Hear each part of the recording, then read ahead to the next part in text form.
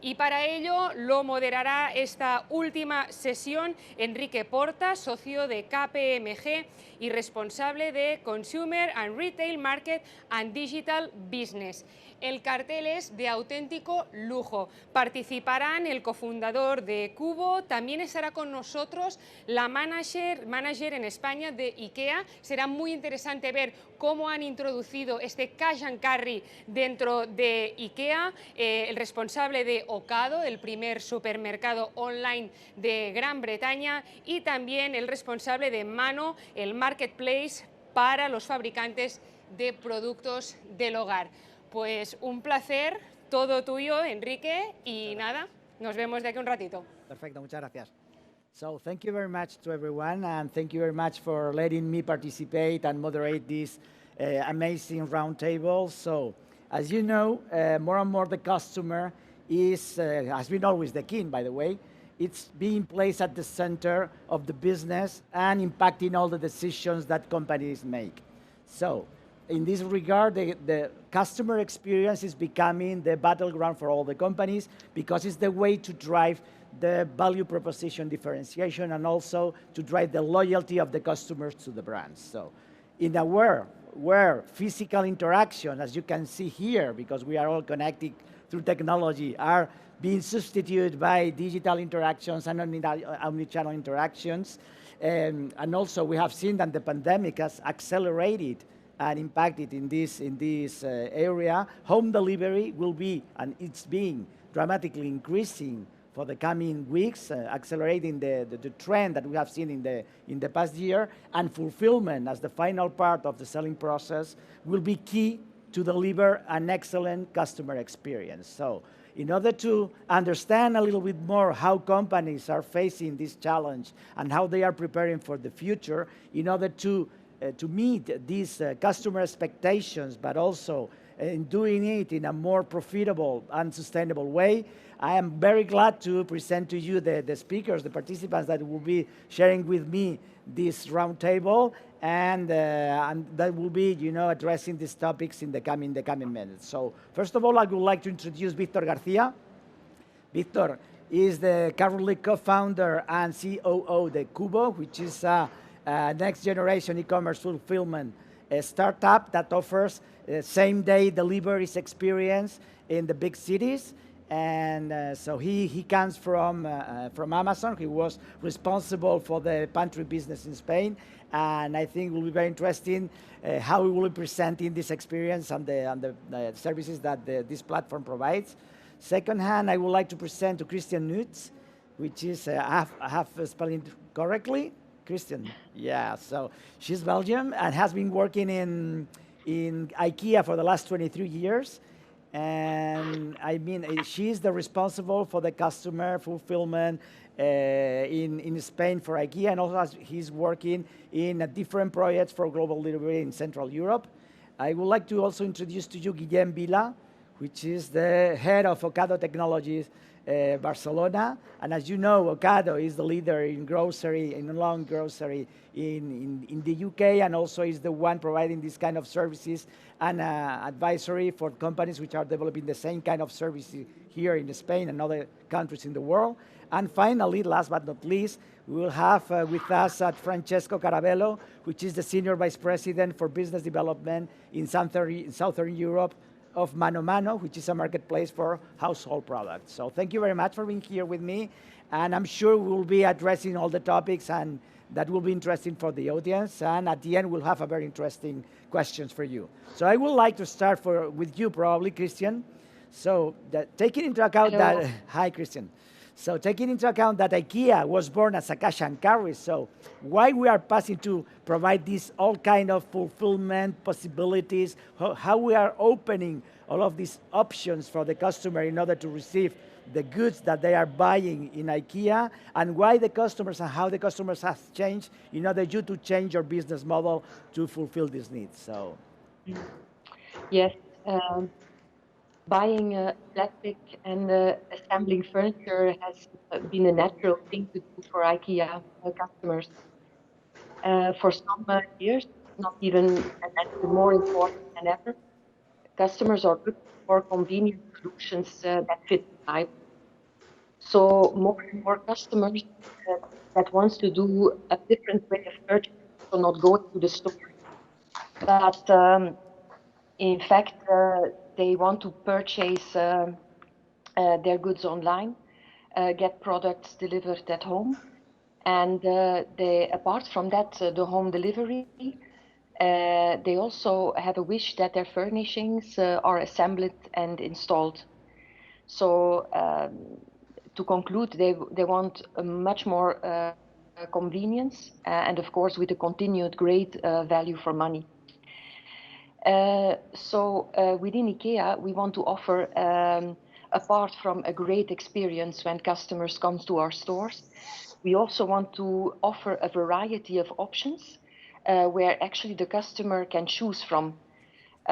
This in order to reach more of the many out there, but also to be more convenient for the customer. So really to offer customers whatever they choose. And that can be a total experience from ordering online to have it home delivered and installed, or have it only home delivered and that he do the installation by himself. So how are we proceeding with this? When it comes to the fulfillment, one thing is, of course, is to secure a strong fulfillment network with an end-to-end perspective.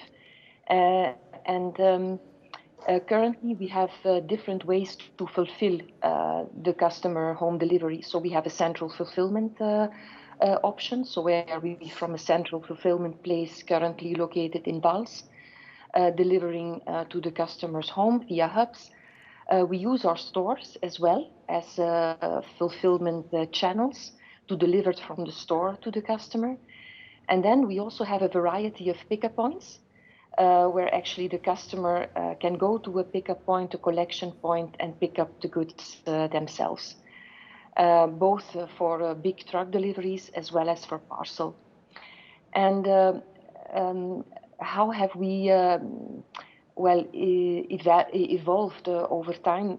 Whilst perhaps in the past our major role was to serve as a cash and carry touch point.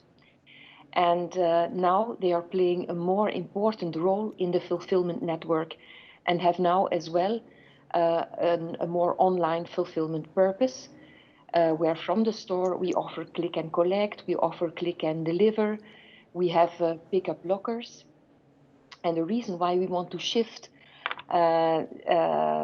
this from having our stores also being more important in the fulfillment network is that we want to become more convenient, closer to the customer, offer better service by a better lead time and a shorter lead time. And then apart from the furniture range, we have also learned that during the pandemic, the offer that we are doing with parcels, so smaller furniture, smaller packages, have become more and more important. The growth for parcel has grown exponentially during the pandemic, so during the lockdown. And of course, we have seen a little decline once we opened the store, but still we see that parcel business has become much, much important for our customers. So apart from making sure that we are able to deliver these small furniture and small packets to the homes, we also offer more than 2,000 collection points for parcel for our clients. And then apart from the network that we are doing, we are collaborating, and I really express the word collaborating and partnering up with a variety of logistics partners and experts we have in Spain, so that are doing both the home deliveries for us as well as partnering in installations and assembly. And then we are partnering up with the experts and logistics partners, but also we have some services that we have in-house. So in the Madrid market and in Malaga, for example, the kitchen installations we are doing by ourselves. And then apart from in-housing and offering and having it performed by partners, we also make use of independent platforms. So perhaps you know, but in Barcelona since some months, we have launched together with TaskRabbit, the platform that performs assemblies and installation for furniture. So actually, it's the network as such, how we prepare, and then partnering up and how to make it happen. So within IKEA, we value, of course, enhancing and reinforcing formats that we already have done before, such as online shopping and the proximity to the customer. And although that these formats have already existing for many years within Spain, the situation which we're now facing and the uncertainties has now taken on a greater significance and a greater importance for our customers. And therefore, we know also that people are a bit more reluctant to leave their homes and to go to a store. So we are fully aware that what we have done before already for many years is becoming much important for the coming years and the coming period to come. Thank you very much, Kristen. Very interesting, and such a big revolution for the IKEA value proposition in the past years. So I would like to move to Victor. Hi, Victor. How are you doing? So hello, doing good. Great. So your business model is built around the concept of urban fulfillment, ensuring the fast deliveries for e-commerce. So why now it's so important to provide this kind of level of service? And is the customer demanding it? It's a matter of competing better from one company to the other, and for all kind of companies or products, or how you are able to meet this level of service that you are promising?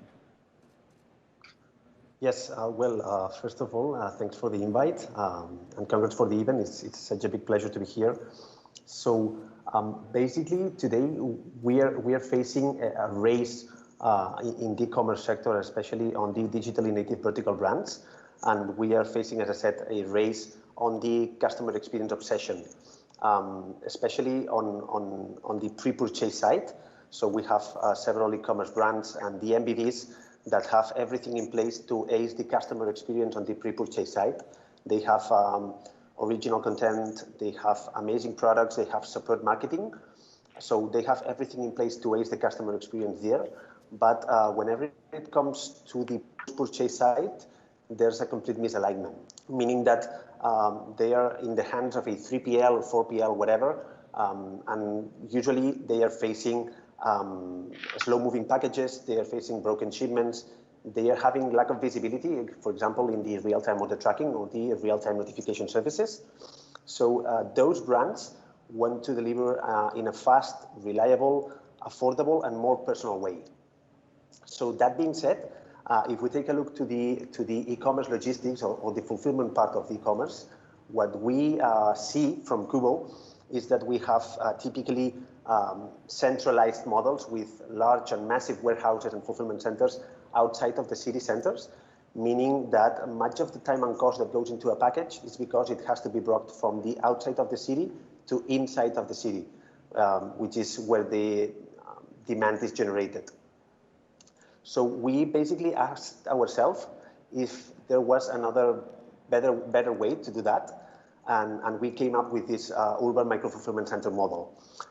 We see lots of opportunities there, and we see that basically our solution is to bring inventory closer to the end customer, and in that way make faster deliveries and more personal deliveries for those specific DMVVs, which are looking for a personal touch in the customer experience side. So yes, we think that the customer is already demanding it. I mean, I think that we have to think ourselves as a customer. We want things fast. We want not to wait so long when we decide to buy something. And this kind of service, obviously, is not for all kinds of products and companies. We are focusing and targeting specifically on the e-commerce sector and within this sector in the DMVV side. So we are talking about electronics, we are talking about entertainment, we are talking about gifts, because we men usually tend to forget important occasions. So there's a lot of urgency here as well. And we are deploying this network of over micro-fulfillment centers in order to give this amazing experience and this wow effect through same-day deliveries to our customers. So this is mainly our value proposition and what we think that will drive the e-commerce fulfillment in the next upcoming years. Thank you very much, Victor. Very interesting too. So I would like to move to Ocado. So Guillem, Ocado hi Guillem, how are you doing? Ocado is the leader in connecting technology to fulfillment in the online grocery retail, which is, has not the biggest penetration in the past for the online retailing, but right now more and more because of the pandemic, the lockdown, it's increasing all around the world. So how did you achieve this position, and which are the key elements that differentiate your value proposition? So why you are so good in doing what you are doing? Hello. Well, first of all, before I start, let me thank the Congress to invite us. It's a pleasure actually to represent the company as Ocado. And about why we are leading on this, and because we were born with that mindset. I think that's important to remember. We've been in the industry for 20 years, and we know how difficult it is to do online grocery. But our founding vision was to transform online grocery through cutting-edge technology. And that's what we've been doing for the last 20 years. It's also important to understand that we are an online only supermarket. And with that, what we mean is that we haven't had to adapt a traditional journey. We actually had, let's say, the benefit to have a clear eyes and a clear view with what our end customer needs and how is the experience, what they are looking for when having a journey with online grocery. And being able to do that, we were able to provide better experience and better service for them.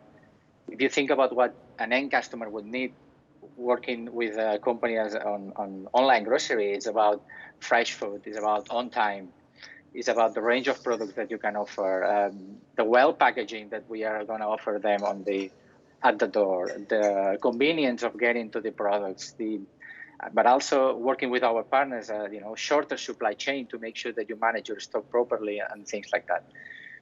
And all of this can only be done, let's say, with the help of technology and innovation. We've invested a lot since we have started 20 years ago in big data, in artificial intelligence, machine learning, digital twins, robotics, IoT, and we're putting all these pieces together to build a platform that we call Ocado Smart Platform, which is the world-class solution to help managing all these things from supplier to the last mile experience. We have more than 2,000 engineers working on that, improving the solution, doing R&D. Some of them, by the way, located in the Ocado Technology Barcelona office that I'm happy to say hello to all of them. And all of them also working closely with our partners, with the rest of the department on Ocado solutions and Ocado logistics. There's a lot of people and a lot of technology involved on making sure that happens properly. Just to give an example of how technology helps at the end, the experience of the customer. Thanks to our warehouses that are fully automated because of they are run by bots. They actually work as a swarm. They work all together. They work as a one unit. We are able to know things like the time that we'll spend between the van gets in with the supplier that gets in and a van gets to the delivery. And we know that it will take 5 hours. Knowing that, we can have less food waste because we know exactly what type of stock we need to have and what type of products we can offer to our customers. And for instance, to give you some numbers on that, we currently have 0.7% in terms of food waste, considering that the traditional grocery is around 2-3%. So it's a huge improvement. And having all of this together helps having a better experience for the end customer. Thank you, Guillem. Very interesting. So we'll continue a little bit after with looking a little bit forward on what will be the trends for the future. But I would like to move to Francesco. Hi, Francesco. How are you doing? Hi, everyone. Mano Mano is a pure digital marketplace, and as such, it has to cover the needs and improve the level of service of both sides of the value chain. From in one hand the customers, and in the other hand the sellers. So how do you do to manage the expectation and also to fulfill the levels of service that want to cover both of these parts of the type of clients, of customers you have, and also how critical is the fulfillment for a marketplace as yours. So. Yeah, Enrique, as you explained, a marketplace is an ecosystem, and definitely we have two customers, and we need to manage both expectation at the same time. So in one side for our final consumers, and the other side for our sellers. I think that the fulfillment service that we started to develop a couple of years ago is one of the most strategical project who's touching both consumers at the same time. Why? Because it is definitely highly strategical for several reasons. First of all, the fulfillment allows us to reduce the friction that are typical connected with the marketplace model. When a consumer is buying in a marketplace, one of the biggest friction that can experience is to receive different products by different providers, sellers in different times. So creating this unique fulfillment center for all our sellers is a strong way for us to reduce this friction for our final consumers. So finally, we are able to ship this product in one unique order directly to the final consumer. And of course, it allows also to raise the bar on the quality of the service that we can provide to the final consumer. Before you were speaking about consumer obsession, I think that today all the company that are working in e-commerce must be consumer-centric. We don't have the choice because finally is the consumer who decide where to buy. And this is definitely a key KPI to follow. And we can speak about the NPS. We also track all the KPI that can have a positive impact thanks to the fulfillment. Just to give you an example, when we check the lead time between our fulfillment service, the product shipped by the fulfillment center versus the standard platform, on average we have a plus 22% in our conversion rate. That is huge. It means that as we make shorter the time of delivery, we can definitely have an impact on the choice that the consumer make during the purchasing process. Of course, it allows us also to better control and check the shipping fees options and the delivery option. Also, as Katie was talking before, today is not only a question of home delivery. We need to be able to provide different services and different delivery options to the consumers in base of the product they are purchasing. So these are also a complexity linked to the large catalog that we can have in a marketplace. Today we have almost 5 million products. You can imagine how different are these kind of products between each one. And of course, I think that most of the efforts that we're going to put in this fulfillment service is definitely focused on the consumer service that we can provide. Okay, thank you, Francesco. One thing, which kind of companies are the best, that fits the best with your value proposition? Which type of companies, which kind of sellers? Small, bigger, and why? It's a good question because we work with different kind of company. We have a small, medium company, but at the same time we work with tier 1 brands, strong brands, and even big companies like, for example, competitors of IKEA in the French platform. Oh shit! Don't say this. No, but I am sure that we could work also for IKEA someday. No, I'm kidding. But we provide different kind of different value to each partner. For this small medium company, especially for the local one, the fulfillment center are a great opportunity to expand their business in Europe, for example. So we are now creating this European network. Right now we have 2 fulfillment centers, one in France, one in Spain. In November, we are going to launch the Italian market. And during the next year, I'm pretty sure that we're going to accelerate in the German market and UK market also. So as you can imagine, for all the small, medium company, it's a great opportunity to penetrate this complex market where the delivery experience is key in the consumer experience. But at the same time, is a huge enabler for the brands and for the manufacturer that are pivoting their strategy and start to sell to the direct to the final consumer, and that they need some support in these first phases to start to run their e-commerce activities. Thank you, Francesco. So we have been talking a little bit about how we are facing this change in the market and how fulfillment is important to create this customer experience excellence regarding the buy of products. So I would like to talk about the future, no? How looking forward, for example, Kristen, how do you see the trends in terms of customer? What kind of service or how they are evolving in the kind of service they're asking to IKEA, and how you are preparing yourself to deliver and to fulfill these needs of these trends in your company? Yeah. If we look into our sales ranking during the lockdown, it has also shown us how the Spanish people have really prioritized practically at this unexpected and unique time in our lives.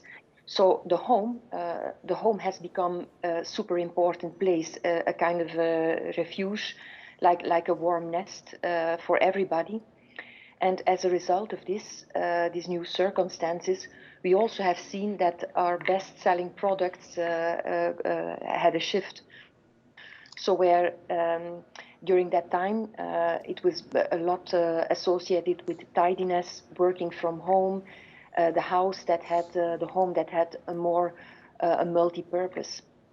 And in addition to that, we also have discovered that the many Spaniards discovered a bigger passion for cooking, and this is also reflected, of course, in the sales and also in the products that we sell. So you can imagine that what has happened, of course, during the last months will also have an effect on the future trends, and this is also something where we need to anticipate on. Also, the fact, as I said before, that is perhaps a kind of fear to go out and to do things in the store, is how can we connect better to our customers remotely. So remote selling has been one of the crucial parts in serving customers remotely to support them in choosing the products that they want to buy.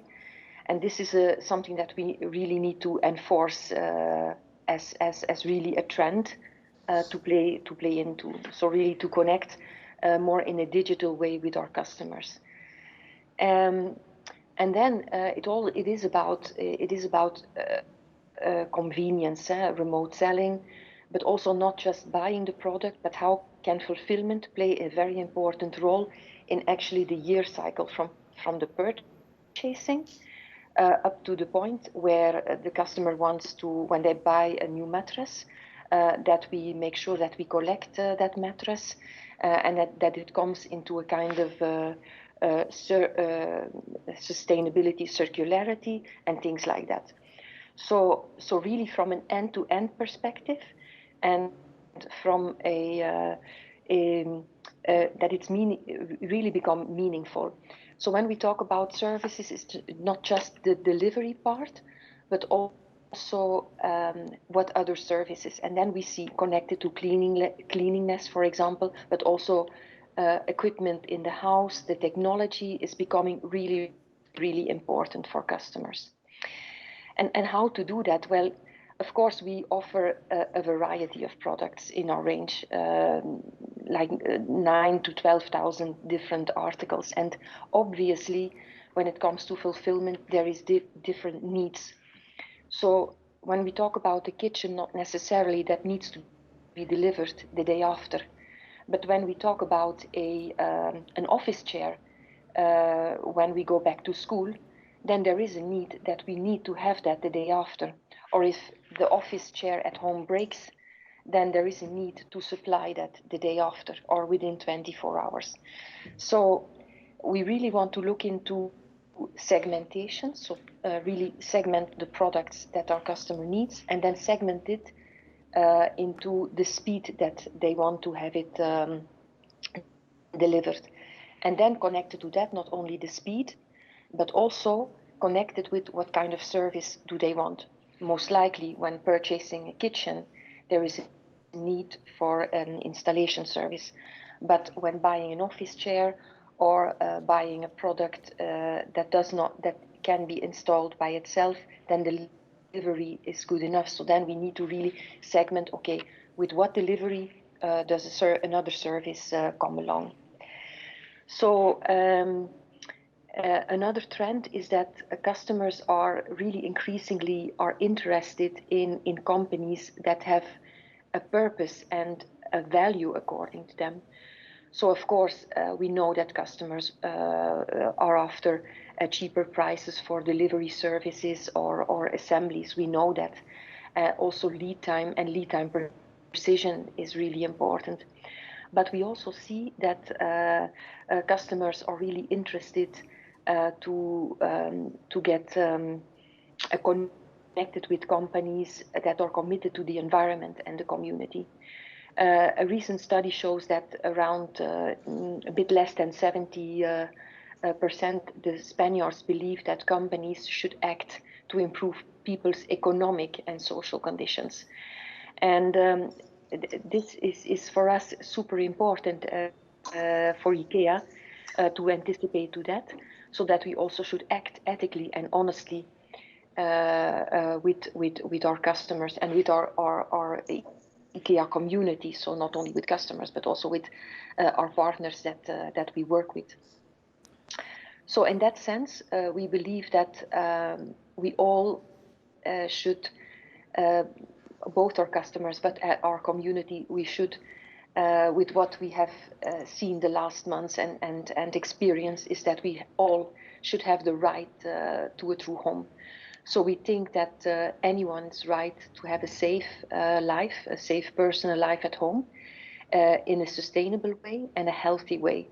And we really want to anticipate on that to become more accessible to customers, more affordable, and also more sustainable. And as I said, not only to have one size fits all, but really see segmented what is it that we need for each product in each segment for customers.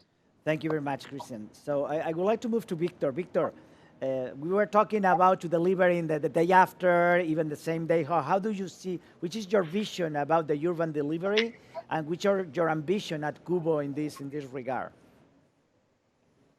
Yes, so our vision here is clear enough. I mean, we are aiming to technology-driven urban micro-fulfillment centers, spreading this model all the way along, because we see that, for example, big retailers in the US are reconverting their stores into that model. We also see Amazon opening thousands of urban micro-fulfillment centers in the US, so it's obviously an upward trend. As dark stores was a trend some years ago. Dark stores are more popular in Europe than in the US. Dark stores basically are retail outlets with no walk-in customer traffic. They execute fulfillment, and sometimes they provide emergency inventory to replenishment for local stores. And finally, they complete all the orders and do the final delivery to customers' homes, lockers, or offices. So initially, this was a clear trend. But what we see now, at least from the Cubo perspective, is that now these dark stores need a plus of efficiency, which is not achievable by humans. So they need automation. This is what we call the e-grocery. And I think that Ocado here with the AutoStore system is one of the greatest examples. So we have several companies. We will talk with Ocado after. Yeah. So I think it's a great example. And we have several companies in the US especially, such as Fabric or Takeoff, which are really spreading this urban micro-fulfillment center model. Fabric, for example, have this fulfillment center model in parking lots, for instance, which is a complete automated system. So it's pretty impressive to see this grace of these systems. So trying to land it on the Kubo perspective, we were talking about centralized models and the distance and the cost and whatever it takes to bring a package from the outside of the city centers to the inside of the city center. So we need to look to some specific spaces to execute this urban micro-fulfillment strategy and model. And what we see is that these spaces already existed in urban city centers for this to happen. I mean, we have parking lots, we have shopping malls, we have several empty spaces that are only waiting for an expert player in urban fulfillment willing to operate these spaces with its technology. So we aim to do that, and this is our vision. And what we are seeing now is that the long-term vision for Kubo is pointing in the direction of trying to democratize e-commerce fulfillment. We have the empty spaces, we have the technology we're building, and we are expert players in the urban fulfillment sector. So we want to really democratize this system and allow anyone with a smartphone or tablet and an empty space in the city center to fulfill e-commerce orders. And this is our great view on that, which is what we're working on, and it's part of our roadmap for the next upcoming years. Thank you, Victor. And because we're talking about grocery and technology and fulfillment, I would like to come back to Ocado.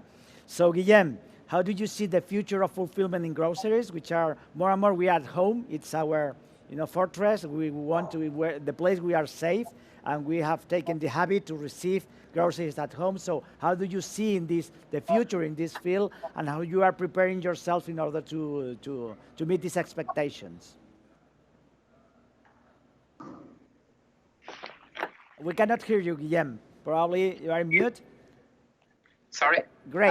I was just saying that I will get to Victor's point in a minute, because he raised a good point about the reach of offering at the end. But fulfillment is the key. We cannot see isolated solutions on all this journey. That this will never work. So we see it as a platform altogether, and fulfillment sits in the middle of all this platform. As I was saying before, for instance, having a proper fulfillment means speed. That will mean fresh food. That will then mean less food waste. And if you think we can see it as we are connecting our suppliers and our farms to our forks at home. So we need to be able to do that properly. For instance, at Ocado, we manage around 58,000 products, which 10,000 of them are fresh, which with all their shapes and requirements, and which one can be next to the other one. So there's a lot of things to manage that. And for us, it's really important that we have this done properly. We have a lot of data around that, and all the systems, the technology systems that support all this process. Because if we are able to do that, we can have a really proper stock control. And for that means giving more information to the end customer. One of the things we're doing for the last month that is really helpful, for instance, for the end customer, is providing to them live expiration of products. And you cannot do that if you don't have proper fulfillment behind of that. Helping them to create the order, because we know which product we are going to offer them, and that helps the whole experience with the customer. And then about the future, how this is going to evolve. I mean, it's safe to say that the future is now. I mean, and the future is technology. That's the two main takeaways of this. Mm-hmm. We've seen the growing of a decade for the last 4 months because of COVID. And we were able to handle that. And we had to adapt really quick to prove that our solution was capable of doing all these things. And we want to go even further, obviously. We have a vision in the future that is from farm to fork in 2 hours. And you can imagine that means connecting a lot of pieces and together. Regarding the trends, I'm going to go to the point made by Victor. One of the main things in the future we will see is the reach of offering. How are we going to? We need to make sure that we provide the same quality of service no matter where you are, and no matter if you are close or not to a warehouse, and that's really important for us. And to be able to do that, you need a network of fulfillment operations actually, and that means linking warehouses, mini warehouses that we say we have in-store fulfillment, we have dark stores, making sure that they are all properly connected together, and it's a seamless network and is actually transparent to the end user. They don't need to know where it comes from, the product comes from, and that's a really important point. And the trends as well. I think it was raised as well before. It's important the immediacy and the sustainability. I mean, customers are more and more aware about how sustainable you are, but also they want the product right now, because you might need something for the lunch of tomorrow, so you cannot wait 24 hours or 48 hours to do that.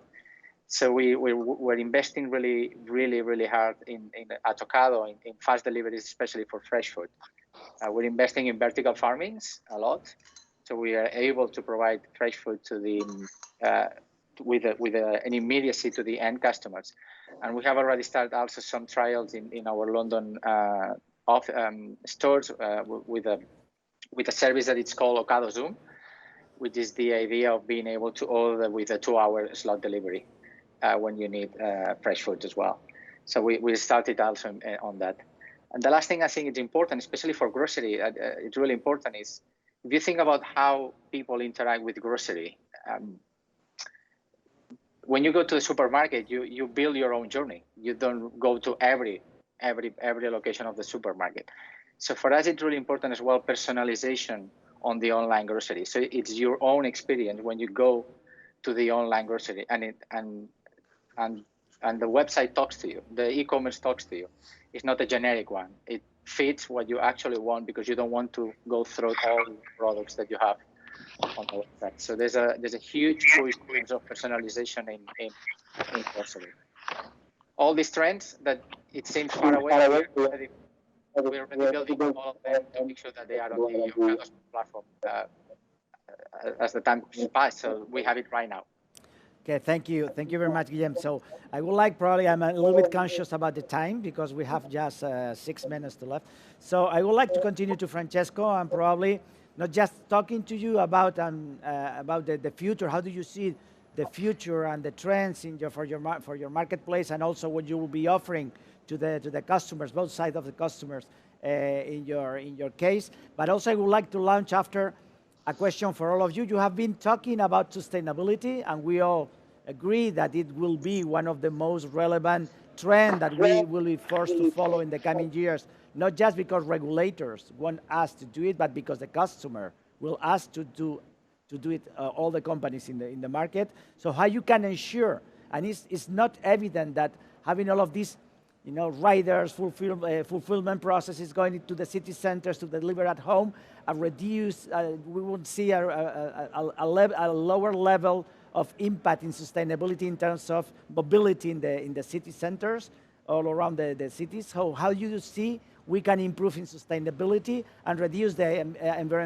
environmental impact when increasing at the same time the home delivery and the personal fulfillment? So perhaps, Francesco, you start and you continue the rest. A really challenging question. I will start really quickly speaking about the trends. Great. And then I will go back to the responsibility topic. About the trends, I will be really quick, because I don't have much to add to what the other speakers talk about. Of course, hyper-segmentation of the audience will be key to make the right choice, to prioritize what the right operation must be deployed in the center of the city, or with big warehouse, or with different type of product. I think that automatization will be a key also. Victor was speaking about that, and I definitely agree that automatization and tech will be really strategical for these all the fulfillment topics. But maybe big data will even more strategical because we give a better strategic overview to the company to make the right choice on this expensive investment finally, because when we speak about logistic and fulfillment is one of the major costs of all the retailer companies. So I really hope that the data will help even more than today our companies to make the right choice in the future. And to go back to the responsibility question, personally, and you can be sure that at Mano Mano is pretty the same. We think that the sustainability of the e-commerce operation in the future will be the biggest challenge that we have. Finally, why? Because we are in a position where it's extremely complex to take the right decision, because we all need to run our business and try to have a sustainable business at the end of the year. But at the same time, we need to think with longer than today, and is what Guillaume was saying. A customer wants the product now, yesterday even, so they are really exigent, and at the same time there will be more and more careful about the sustainable topics. So on Mano Mano, we are right now working in a long-term strategy to change now the trend and to help the consumers to choose better what products are going to buy, in which moment, when do they need the product. So finally, our approach will be really try to guide during the consumer journey our users to make the right choice in their purchase. And of course, fulfillment service will provide a huge help on this topic, because we're able to control better all the supply chain and choose better also the partner who will provide the services. So it will be definitely key. So I think we have just a moment for each of you to give a quick view on this sustainable topic. So very quick. So perhaps Kristen, after Guillaume, and at the end Carlos. So go ahead. Yes, well, to connect what has just been said, it is becoming a lot important in the fulfillment. And then when we sell products as such, we can tell, of course, a story behind, or what is in the product, and how sustainable it is. And I agree with what said before. I think we should be able to demonstrate to our customers the eco footprint when they purchase an article, so that they are consciously aware about the environmental impact. Then on the other hand, IKEA as a company, we have a huge responsibility in communicating, but then as well as also steering how we want to fulfill. And here, order orchestration and using the different IKEA touch points that we have, stores, central fulfillment, can actually guide us in orchestrating on how we want to move our products in the best way possible.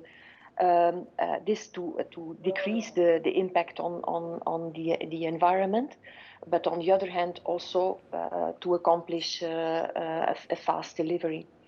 And then finally, I think we have a great opportunity in front of us, in that whatever means we use, like the trucks, the vehicles, and to secure that they also are sustainable. And here we have very clear goals for the future. So, very quick, I think we have the production here letting me know that it's over. I would like to continue talking to you, because I think it's really, really extremely exciting and very important what we are talking, but I think we need to finish. Yes. So thank you very much, you all, for sharing with me these moments. And I'm sure that we will have a lot of contacts asking for the way you see the fulfillment in the coming years, and I will be progressing moving forward. So thank you very much again. It has been a pleasure to be with you here. Thank you, guys. And Thank you. Thank you. Take care. Bye-bye. Bye-bye. Bueno, muchas gracias. Te hemos puesto un poco de prisa, un poco... Al final. Sí, pero siguiendo un poco la filosofía que nos decían, ¿no? Que para conseguir este fulfillment, que sea muy atractivo, la rapidez precisamente es muy importante. También la experiencia, ¿no? Para poder afrontar una crisis como la del coronavirus. Y ha habido aquí un poco, un pequeño ring entre el modelo grande y de la pequeña empresa, ¿no? En el caso de mano a mano con IKEA, que estábamos discutiendo qué modelo se podía adaptar mejor, pero en definitiva lo que todos coincidían es que los valores de estas empresas o startups tienen que ser la ética, la honestidad y la transparencia. Enrique, yo creo que es una buena conclusión, ¿no? Fantástico. Y la sostenibilidad, no nos olvidemos de ella. La sostenibilidad que como todos como sociedad está en boca de todos, porque también hemos hablado de alimentación y también ha salido este gran valor. Muchas gracias, Enrique. Gracias. Estábamos hablando de transparencia, pues vamos a dar dos datos solo para ir terminando. A lo largo del día de hoy hemos sido más de 3.000 personas conectadas. En total recordamos que esta BNew, Barcelona New Economy Week, ya lleva más de 9.000 personas registradas en los 5 canales, aparte del e-commerce donde estamos, con el real estate, el logistics, el digital industry y el economic zone. O sea que no está nada mal. Nosotros nos vamos ya despidiendo. Hemos hoy emitido 8 horas en directo a través de este plató de televisión de la Estació de França, junto con Adif y también con Servihabitat, servicer de referencia en la gestión de activos financieros e inmobiliarios, nuestro BA partner principal, pero también contamos con Banc Sabadell, Acció, Adif y la colaboración del Ayuntamiento de Barcelona.